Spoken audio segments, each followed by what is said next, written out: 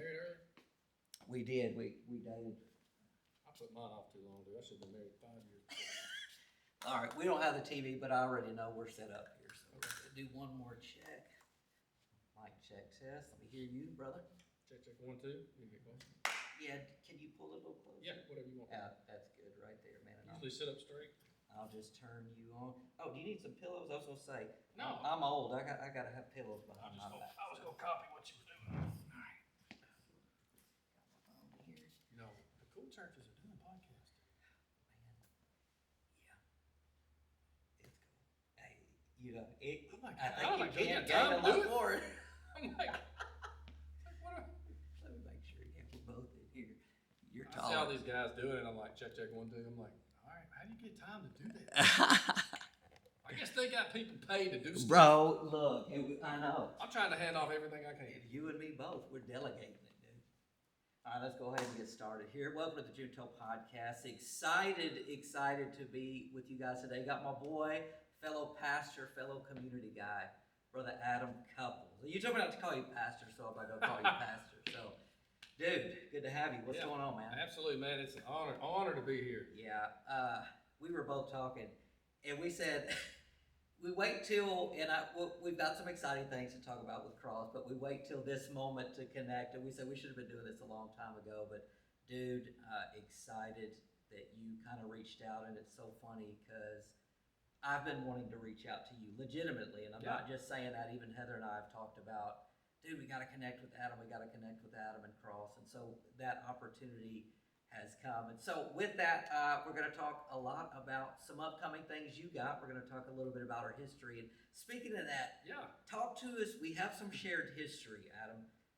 You kind of got some history with Victory, and let's, I want to hear about that. Absolutely. Yeah. Man, Victory, even to this day, I still feel like when someone asks me like where my home church is, Victory is the first thing to pop in my mind. Wow. And so just a brief, real quick history there.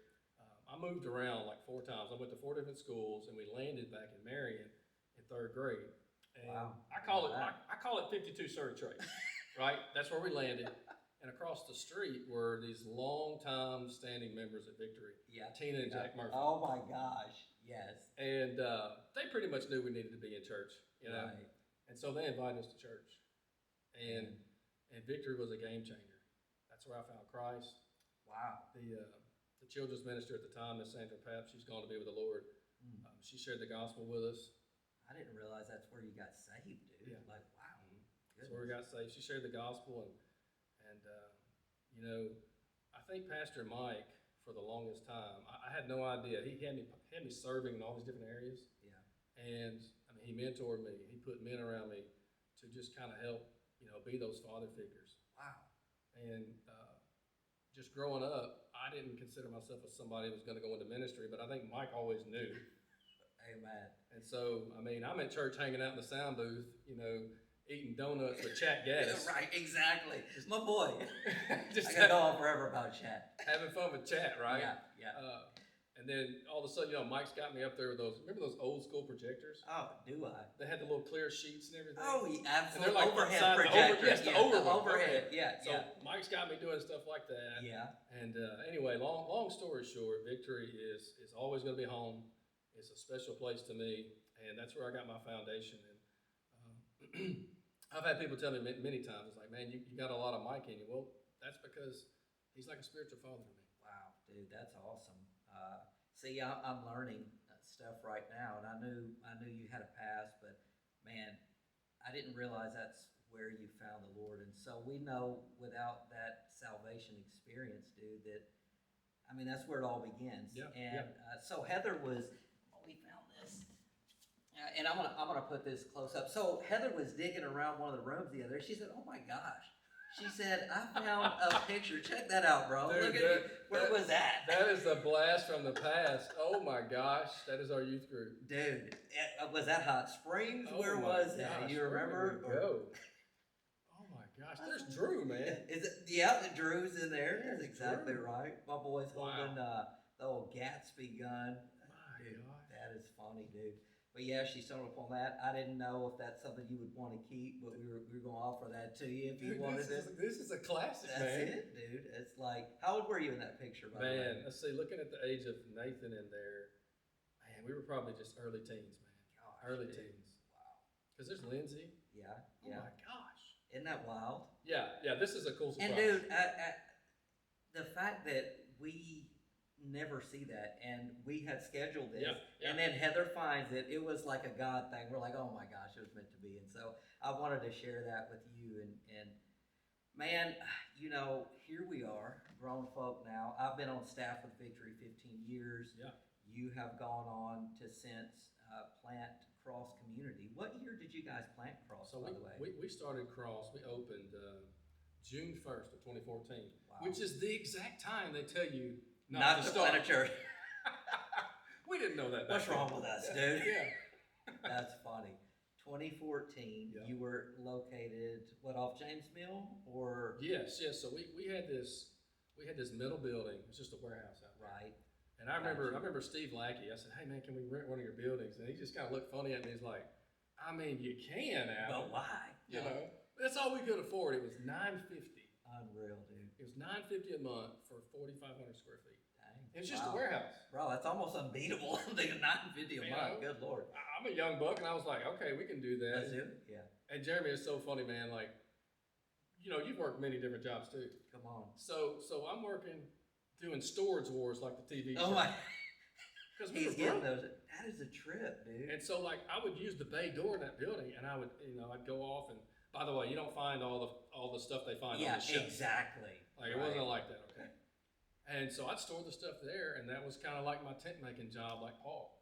Wow. So it was crazy. Unreal, man. Yeah. 2014, here we are, 2026, and I want to get to what you guys have upcoming, big things going on for Cross right now, but also, man, you know, this wasn't on our script originally, but just in talking before this, dude, you know, we talked about how we're pastors, but at the end of the day, we are still just people. And so how have you managed just being in pastoral ministry? You know, I'm not a fan of the term burnout, but let's be honest, whatever you want to call it, we know that can happen over a period of time just with stresses of life and marriage and kids and all those things.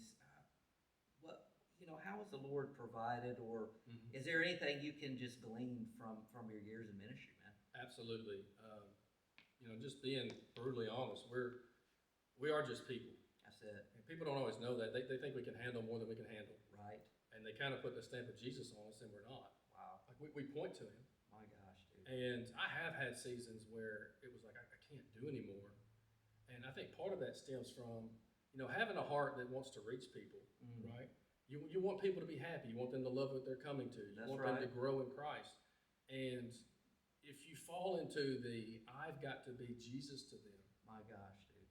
And I had to. I took about a month and a half off a few years ago and just tried to do a reset. Man. Because church was going great. You know, didn't have anything to complain about. But if you try to carry the cross, it will wear you out. It will wear you out, man, and it's crazy. And you know, it's hard. And just to echo one of the things that you're saying, I'm not the lead pastor. You have the role of lead pastor, so I don't have all of that burden, but I have been in ministry here for 15 years. I think everybody knows that. You know, Heather and I, this is where we are. This is who we are, and we're living out this purpose.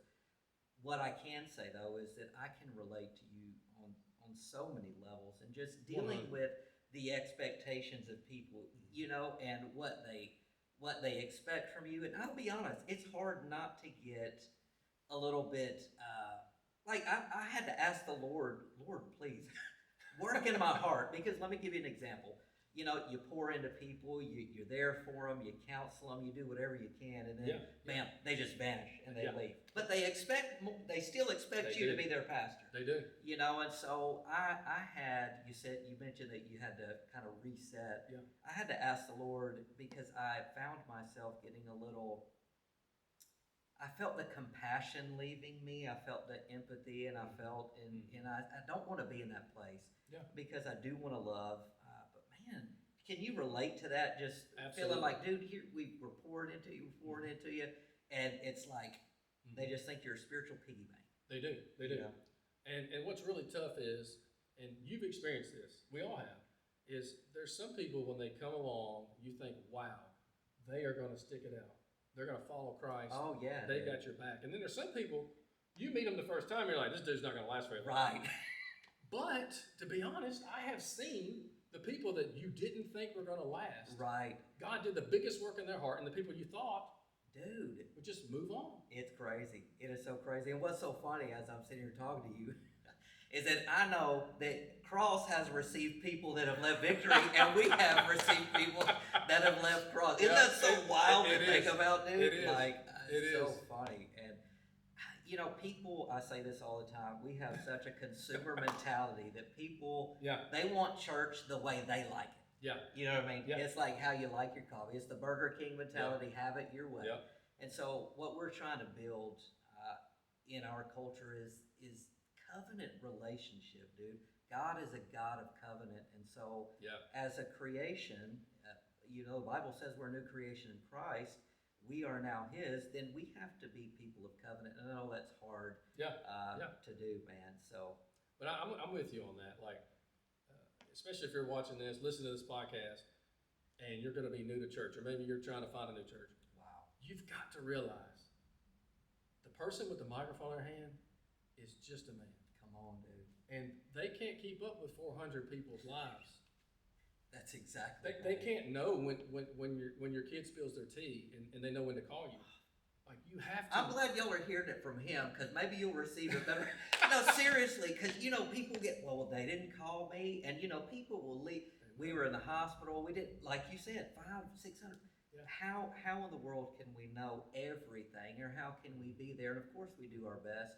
And it's not to say we don't want to try and meet the people's needs, but realistically speaking, I think that we have to know, you know, there's expectations that we can, and some we just won't be able to meet. And so, absolutely, I think that's part of ministry, though, and that's part of the cross, part of the burden that we are called to carry. The motion lights, I forgot about those going on and off. That's hilarious. Do y'all have those? We paid the bill. It's good. No, we paid the bill. If there's not enough motion, it just goes off. And that's actually an energy-saving feature right there. Nobody's in here. So I wanted to talk. You guys planted in 2014. Yes, sir. You've been doing ministry in Crittenden County. Yep. And so now you guys have some exciting news. But before we get to that, Yep, tell me about the actual building process, because we're sitting in a building that we built in 2018. We were called the Church at the Mall. We were in the West Memphis Mall. I got to tell you, it was one of the hardest seasons we've lived through. How was that process for you guys? Absolutely, and I remember going to church at the mall. And what's so weird now to me is that things change from year to year and decade to decade in the church world. Back in the day, being the church in the mall, you had to try to make that be a thing. That's right. Right? And now everybody's in the mall now, dude. And so we all went and built buildings, and now malls are cool. And now malls are cool again. But like, just the building process is tough, because we were kind of outside of town. It wasn't the most visible location. Right. And, you know, I don't know what you call it around here, but I started referring to our area in which we live. I call it the Dirty Delta. Come on, baby. And listen, man, you got to grind. Like, we got the Grizzlies over there across the river. You got to. It's a grit and grind around here. That's right. 100%. And so, just based on demographics, based on how our cities are, our county is, man, it's a battle to try to get anywhere in ministry. It is, dude. And listen, I can tell you right now, we're not the kind of people who are trying to just milk you out of all your dollars, but it literally costs money to do children's ministry, student ministry, to build buildings. Like, it's not free. It's insane. You know, people say, well, why don't y'all do this? Well, you want to lead it? You want to step in? You want to lead it? People are asking all the time. Why don't you? Yeah, well, that's great. Why don't you come in? Not only do you have to have the financial resources, but you got to have the manpower, the bodies that are willing to serve and to lead ministry and to pitch in. And so I'll say this, and I know you would say the same about Cross, is that, man, we are so blessed with people who have caught the vision, Absolutely. who serve, who love this community. We know this is not an easy place to live. It's not. The Dirty Delta, dude, it's not an easy place to live, and so we're thankful for the people that have come alongside us, and man, just thankful for that. And so that kind of brings me into, you know, you got the Dirty Delta, but yeah, you are not departing. But tell us about the next phase of Cross Community, man. So you know, obviously, like Jeremy said, we started our church in 2014. We are blessed. We're truly blessed that it survived. Yeah. It was not easy. We might have smiled, but it was tough. That's right. And so we're thankful for everybody who's helped us get where we are. I stumbled upon church planting on accident. So when I decided to go into ministry, which wasn't my plan, Mike kind of knew it was. Right. I was going to be a coach. Like, I want to coach baseball. I want to do something like that. I want to win some championships, whatever. And I found myself in college leading devotionals with the ministry people because I went to a Christian college. Yeah. Anyway, I got connected with all this ministry stuff. So, man, I've got to go get some kind of Bible degree under my belt. Gosh, man. Right? Yeah. And so I wound up at Liberty, and I just did Liberty. I did the distance learning back then. I'm so old, they would send you the DVDs. Yes. That's how old I am. Come on, that was I'm right there with you, dude. But you had to pick an emphasis, right? Right. So I'm like, okay, I got to get a Master of Divinity, whatever that is, right, at the time. And then you have to pick an emphasis. And so one of them, the emphasis was combined. It was evangelism and church planting. Wow, dude. And I was only interested in the evangelism part. Right.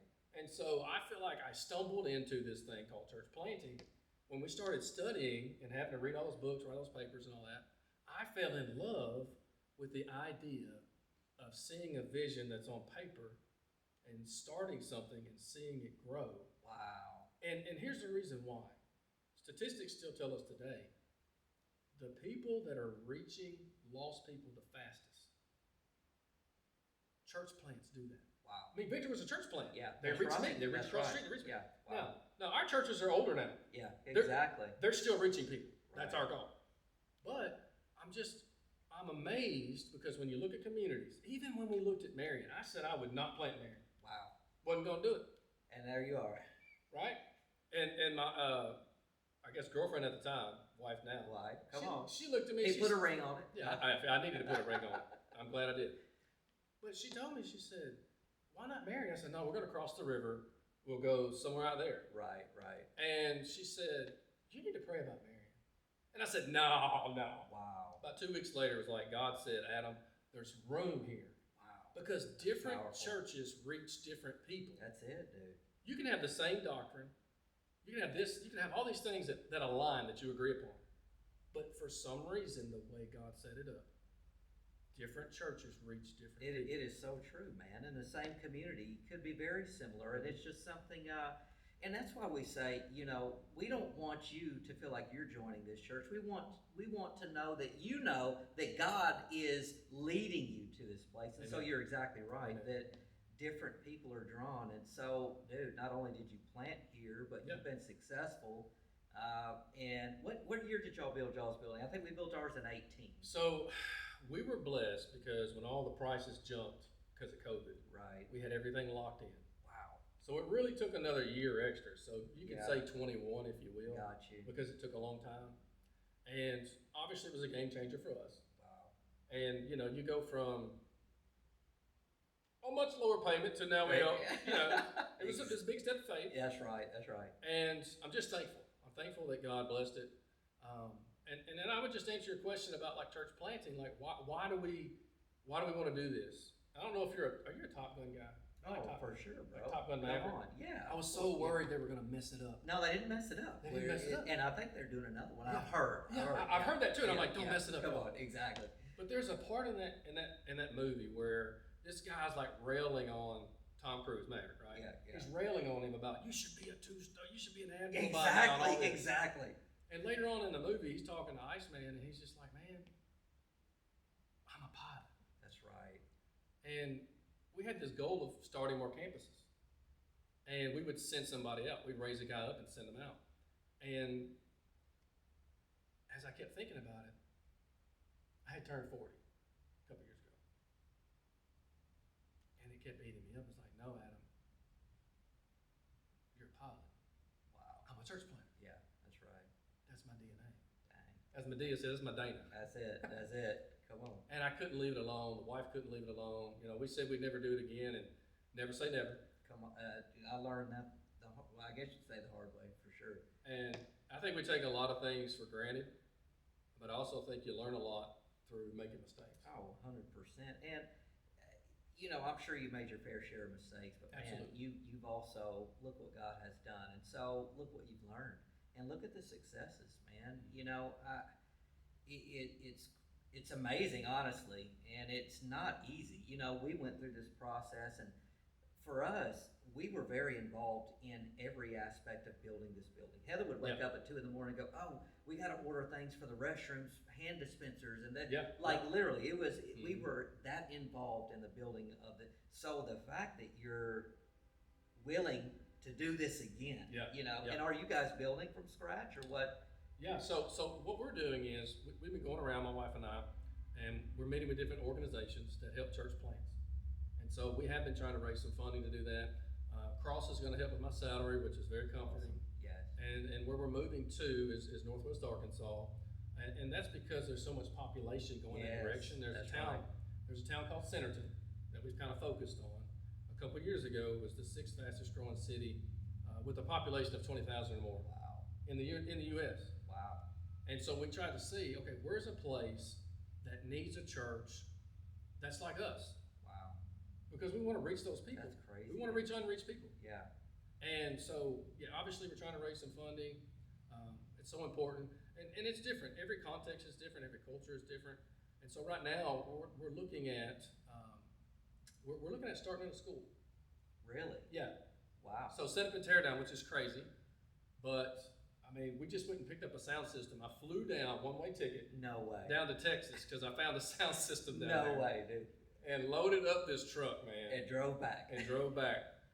Hey, that's what you got to do, man. You got to grit and grind. Well, you got to grit and grind. But you know, let's just be honest. What you know now, compared to what you knew when you started planting Cross. Let's just be honest. Oh, it's crazy. Right? Like, and I know it's still going to be a challenge. It's still going to have its hardships. Man, look what you've learned. And you're right, man.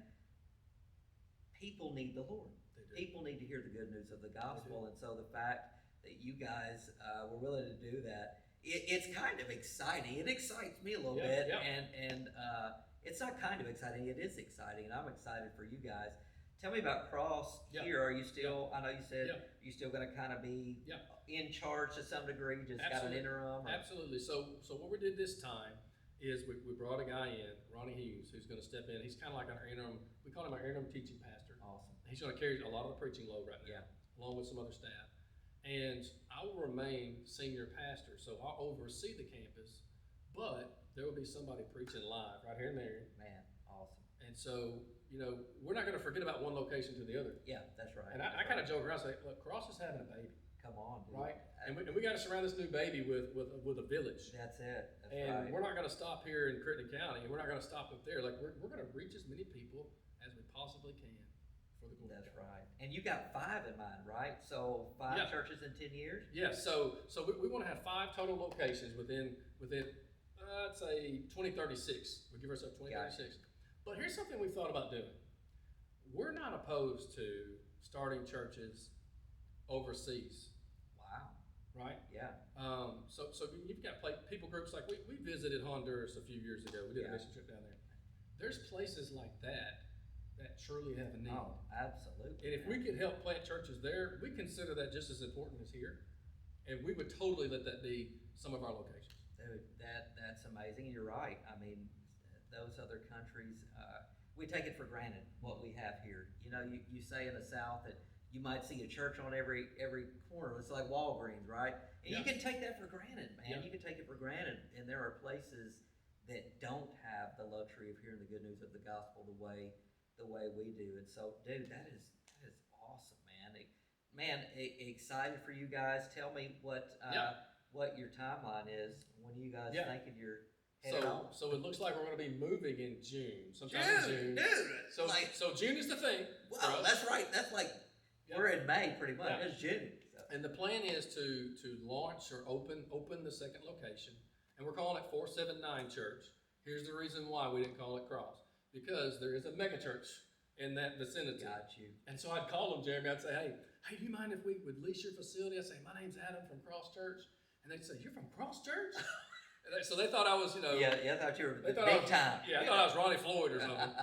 And so anyway, we call it 479 Church. Kind of like you got the 901 as a thing over That's here. right. That's right. It's a thing. That's it. And so we're looking at launching September 13th. Got it. Wow. So it's a fun process. I'm still learning. I mean, one of the things I know Jeremy would agree with is that we never stop learning. Like, we want to be the best we can at what we do. That's right. So sometimes I joke around. I talk about how dumb my parents used to be until I grew up. Boom. And so I'm finally old enough to say, hey, let's look at what people are doing and how they're doing it. That's right. And let's make sure we do this in a methodical way. Yeah.